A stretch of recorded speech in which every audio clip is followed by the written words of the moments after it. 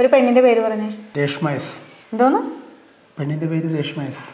Reshma S. ആരാണ് രേഷ്മ? ഒരു പെണ്ണ്.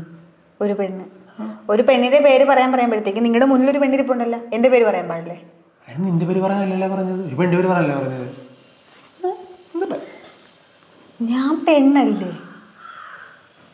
ഇടി അതിന് നീ എന്തൊക്കെയാ പറഞ്ഞത്? ഒരു പെണ്ണിന്റെ പേര് പറയാനല്ലേ പറഞ്ഞത്, നിന്റെ പേര് പറയാനാണോ പറഞ്ഞത്? വേറൊരു പെണ്ണിന്റെ പേരെന്നല്ല ഉദ്ദേശിച്ചത്. അങ്ങനെയാണ് നിങ്ങളുടെ അമ്മയുടെ പേര് പറയാറുന്നല്ല, അല്ല നിങ്ങളുടെ മോടെ പേര് പറയാറുന്നല്ല, പോട്ടെ ഏതെങ്കിലും സഹോദരികളുടെ പേര് പറയാറുന്നല്ല.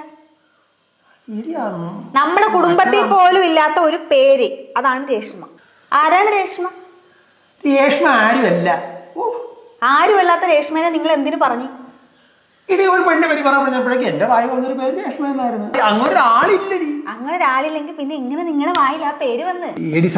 10ാം ക്ലാസ്സിൽ ഉണ്ടായിരുന്നതാണ്. അപ്പൊ നിങ്ങളുടെ ഫോണൊന്ന് ചെക്ക് ചെയ്യേണ്ടി വരും.